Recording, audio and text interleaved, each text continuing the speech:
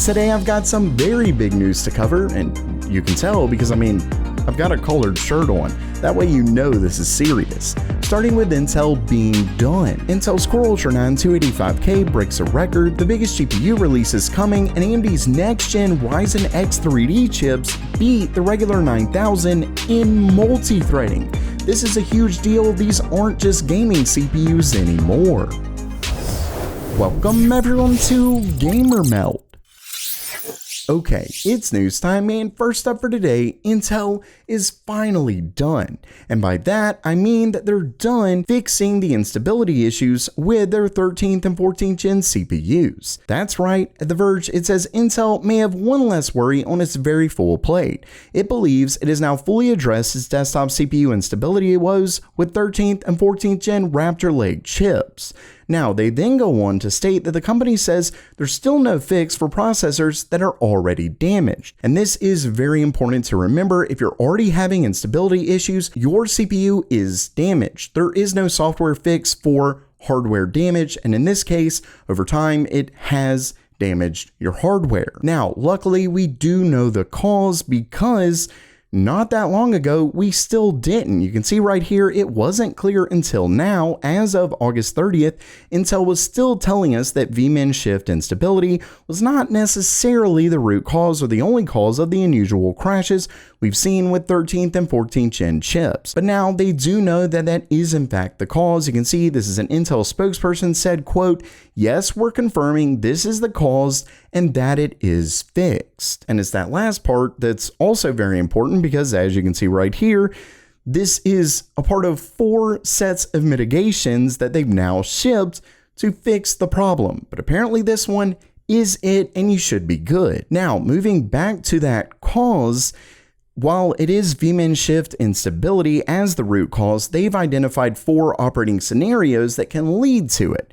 And the first one here, I really still feel like this is Intel pushing the blame over to motherboard manufacturers. You can see it says motherboard power delivery settings exceeding Intel power guidance. The problem with this is the fact that they've been doing this for years now, and it was only since 13th gen that it actually caused a problem, simply because within the CPU itself, it typically would stop it from running away and going wild, which brings us to the second one. You can see ETVB microcode algorithm, which was allowing Intel Core 13th and 14th gen i9 desktop processors to operate at higher performance states, even at higher temperatures. Meaning, at least if you ask me, I don't think this is the cause. I mean, you could argue that, okay, with motherboard manufacturers using wild power delivery settings or something like that, and the fact that this was here allowed this to happen, but if they didn't have these microcode issues, this would be irrelevant. Then you see there's some other ones, but basically, all of this aside, it does look like Intel has finally fixed it. So as long as you aren't currently having any issues, any kind of instability issues with your 13th or 14th gen CPU, you should be good. But I say again, if you do have any of these issues, your CPU is damaged and you need to either contact Intel or the retailer you purchased it from. But when it comes to the actual fix, Intel is finally done. Of course, there's one thing I'm never done with, and that's learning new things, like how large language models work, the deep learning architecture that powers all the newest AI chatbots. Basically, computer science is always evolving, so you have to evolve with it to keep up. And there's no better way to learn it than with this video's sponsor, Brilliant. The place I go to learn by doing, because they have thousands of really fun, interactive lessons in math, data analysis, computer science, programming. I mean, it's all here. And what's great is that it only takes minutes a day with one lesson here and another one there to build real knowledge over time. So we're not talking hours every day or anything like that. And you can even learn on the go with their incredible mobile app. So don't wait anymore, because when you visit brilliant.org/gamermeld, you'll get a 30-day free trial. Plus, they're offering my viewers 20% off their annual premium. Once again, that's brilliant.org/gamermeld, or use the QR code right here.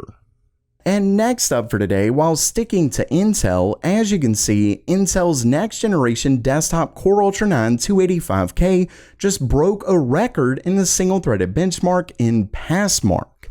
As you can see right down here, it actually broke 5,000 points, getting all the way up to 5,268, which beats out the 14,900 KS as well as AMD's Ryzen 9 9950X. With that said, while it did really well in single-threaded workloads, it didn't do so great in multi-threading. In fact, last that I was seeing, it got over 20% less than the 9950X. Now, with that said, I will actually say that there's a chance that they were doing something like playing around with the cores to test out different power levels, things like that. This is almost certainly tests by maybe motherboard makers or whoever it is. Either way, this doesn't really make all that much sense just because we have seen the CPU in other multi-threaded benchmarks and it was right up there with the 14,900K and KS.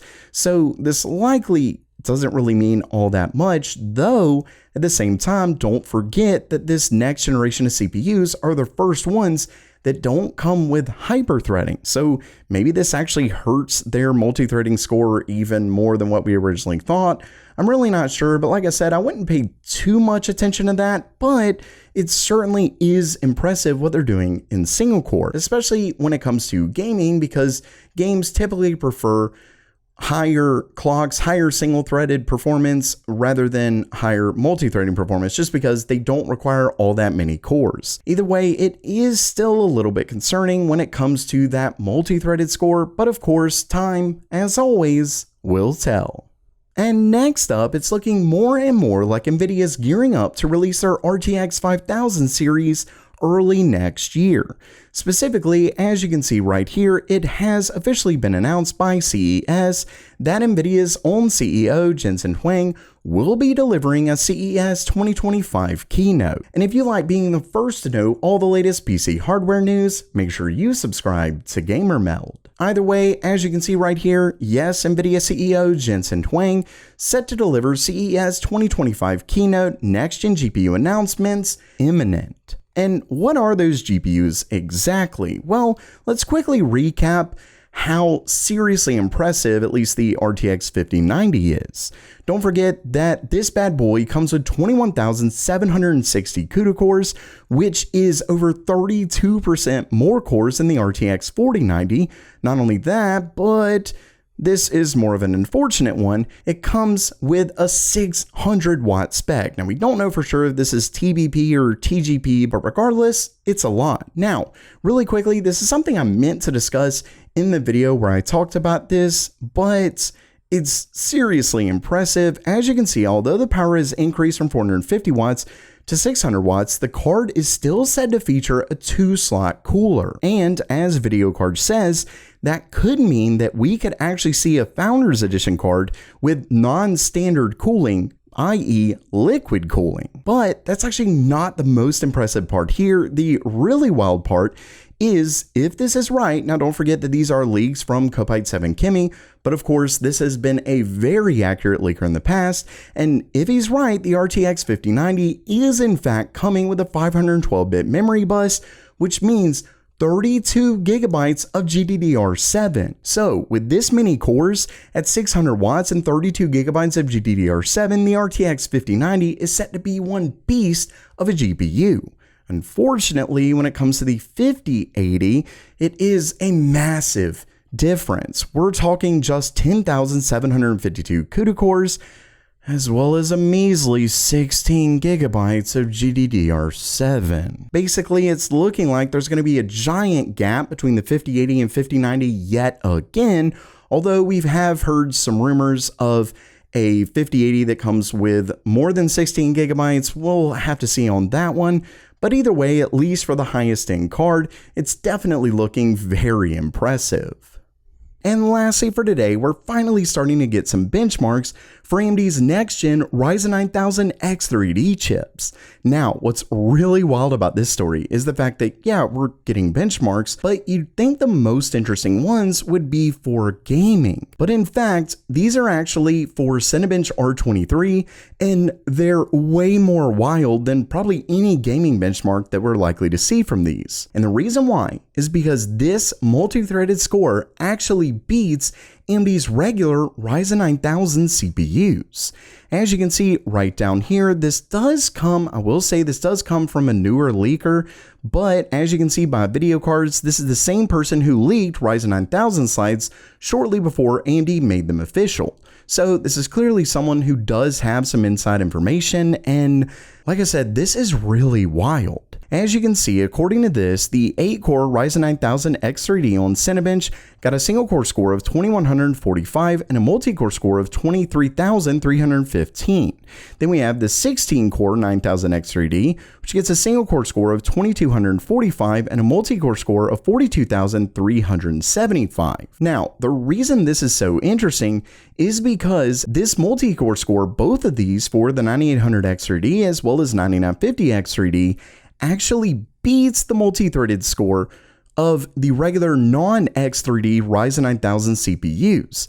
You can see right here, it doesn't beat it by much, but it does in fact beat it with the 9950 X3D, and then the 9800 X3D actually beats it by quite a bit. To make things even more odd, the single-threaded score loses to their 9000 non-X3D counterpart. Now, the only reason I could think that they were able to pull this off is that AMD found a way to utilize all of that cache in their X3D parts to help with multi-threaded benchmarks, or basically more professional applications that can actually use all of these cores. And obviously the reason that's such a big deal is because before, you would get the X3D parts because you primarily gamed, and then you'd get the 7950 X3D if you still primarily gamed, but you also did some professional workloads on the side. But now, these could be the ultimate chips for everything. Let's really hope this is right and that the prices aren't to the moon because they're the best at everything. So while that does it for today, if this is right, which Ryzen 9000 X3D chip are you planning to get? Let me know down in the comments below. And don't forget to try out Brilliant at brilliant.org/gamermelt. And as always, have a great day.